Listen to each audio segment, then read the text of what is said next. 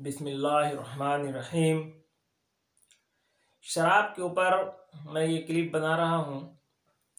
शराब कई मुल्कों में, कई देशों में विशेषकर बंद किया गया है। शराब के बहुत सारे नुकसानात हैं और शराब को हमारी हिंदुस्तान की बिहार सरकार ने भी पूरे तौर पे बंद करने की बार बार कोशिश करती है, पूरे तौर पर पाबंदी लगाती है। लेकिन कुछ सत्संग में भी लोग धार्मिक प्रोग्राम में शराब की तारीफ कर देते हैं, जबकि वो भागवत गीता के बारे में तारीफ करते हैं और भागवत गीता का पाठ बताते हैं, फिर भी शराब की तारीफ कर देते हैं। उसकी वीडियो भी हमारे पास है। शराब के बहुत सारे फायदे मुस्कुरा करके बता देते हैं। लेकिन हुकूमत शराब पे पाबंदी लगाती है, पकड़ धकड़ पुलिस के जरिया करती है, लेकिन ऐसे प्रोग्रामों को नहीं देखती कि तुम तारीफ कर रहे हो, विज्ञापन इसका कर रहे हो। शराब के बारे में हमारे इस्लाम ने पूरे तौर पे इसको वर्जित किया है। हमेशा से शराब को इस्लाम ने मना किया है और इसके नुकसान बताए हैं। इसमें जो नुकसानात हैं, बीमारियां हैं, उसे पवित्र कुरान ने अपने सूरे नंबर 5 माइदा आयत नंबर 90 में, जिसका तर्जुमा है यानी अर्थ है, ऐ ईमान लाने वालों, यह शराब और जुआ और देवस्थान और पासे तो शैतानी काम है, अतः तुम इनसे अलग रहो ताकि तुम सफल हो। शराब को इस्लाम ने भी मुकम्मल तौर पे हराम कहा, नुकसानदेह कहा, हानिकारक कहा है। बाइबल ने भी शराब को निषेध कहा है।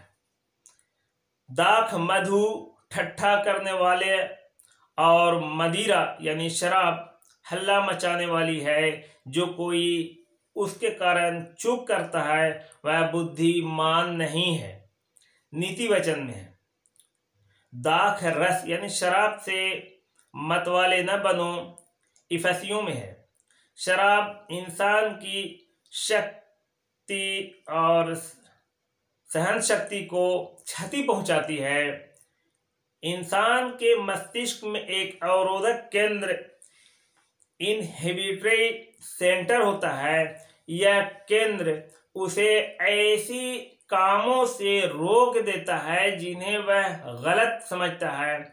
जैसे एक व्यक्ति आम हालत में अपने माँ बाप या बड़ों से बातचीत करते हुए गलत यानी गाली गलौज नहीं करना चाहता, अपशब्द नहीं करता, अगर वह लोगों के सामने शौच आदि करने का इरादा करता है तो उसका यह अवरोधक केंद्र उसे ऐसा करने से रोकता है। इसीलिए वह व्यक्ति शौचालय का प्रयोग करता है, यानी वह पर्दा करता है।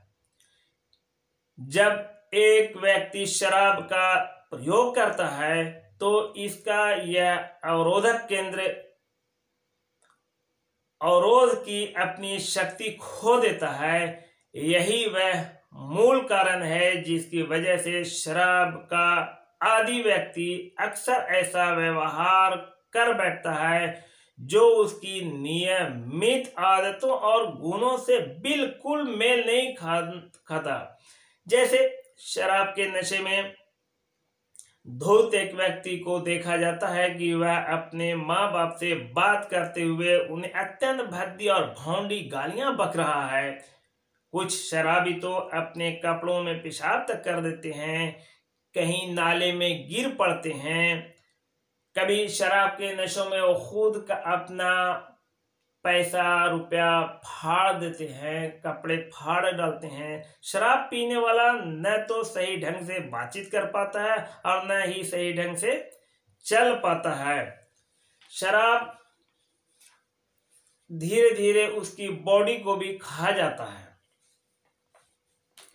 कुछ लोग अपने शराब पीने के बारे में कहते हैं कि वो सोशल ड्रिंकर हैं, वो 1-2 पैक से ज्यादा नहीं लेते। लेकिन आगे चल करके वही लोग शराब के लत में बुरी तरह से फंस जाते हैं, क्योंकि शराबी जो होते हैं वो कभी भी शराबी होने के लिए शराब नहीं पीते, वो इंटरटेनमेंट के लिए ही शुरू में पीते हैं और वो खुद को शरीफ ज़्यादा ही रहते हैं कि मैं तो थोड़ा ही पीता हूँ, यूं ही इंटरटेनमेंट के लिए पी लेता हूँ, ज़्यादा मैं पीता नहीं हूँ, मैं पियक्कड़ नहीं हूँ। पैगंबर मोहम्मद सल्लल्लाहु अलैहि वसल्लम ने भी शराब को हराम कहा है, यानी हराम मतलब उसको हरगिज किसी भी कीमत पे नहीं पीना है। खुदा के पैगंबर हजरत मोहम्मद सल्लल्लाहु अलैहि वसल्लम ने हदीस है, इब्न माजा में उनका फरमान है कि शराब तमाम बुराइयों की जड़ है और यह बेशर्मी को एकदम ऊंचाई पहुंचा देती है। बेशर्मी की चीज में सबसे बढ़कर है। शराब पीने वाले के आगे हया शर्म सब कुछ खत्म हो जाती है, चूंकि उसकी बुद्धि खत्म हो जाती है। हर वह चीज जिसकी बड़ी मात्रा नशा पैदा करने वाली हो उसकी अल्प मात्रा भी हराम है। इब्न माजा की हदीस में है, हर वह चीज जिसमें नशा पैदा हो, बुद्धि को भंग कर देती हो, उसकी छोटी खुराक भी, छोटा डोज भी हराम है। कितनी बेहतरीन मिसाल इब्न माजा की हदीस में है। रसूल आज़म हज़रत मोहम्मद सल्लल्लाहु अलैहि वसल्लम बानी इस्लाम ने कितनी बेहतरीन बात बताई है कि तुम थोड़ा न कहो इसे, क्योंकि इसी की मात्रा आगे चल के तुम्हें बर्बाद कर देती है। तो फिर ये सोशल ड्रिंकर कहना और इसे इंटरटेनमेंट कहना और इसे मुस्कुरा के इसके बारे में बताना सब कुछ गलत हुआ। लेकिन हुकूमत एक तरफ बंद भी करती है और एक तरफ इसका टैक्स भी वसूल करती है। इसे देश की आर्थिक स्थिति मजबूत करने की भी बात बता देती है। हदीस के नंबर 3 जगह पर से मैं बता रहा हूं, केवल उन्हीं लोगों पर लानत और यानी कि धिक्कार नहीं भेजी गई है जो शराब पीते हैं, बल्कि उन लोगों पर भी अल्लाह और उसके पैगंबर सल्लल्लाहु अलैहि वसल्लम की ओर से लानत और धिक्कार की गई है जो शराब का कारोबार करते हैं, यानी शराब में लाने, ले जाने, बेचने, खरीदने, बनाने और उसको पैक करने, यानी उस कारखाने में जो भी स्टाफ हैं सब पे हजरत मोहम्मद सल्लल्लाहु अलैहि वसल्लम ने लानत फरमाई है। हजरत अनस रज़ियल्लाहु अन्हु से भी एक हदीस लानत के बारे में आई है। यहाँ पे तमाम का जिक्र करना उतना मुनासिब नहीं है, उतना टाइम नहीं है। शराब पीना खुद एक बीमारी है, इसके बारे में भी मैं बताता चलूं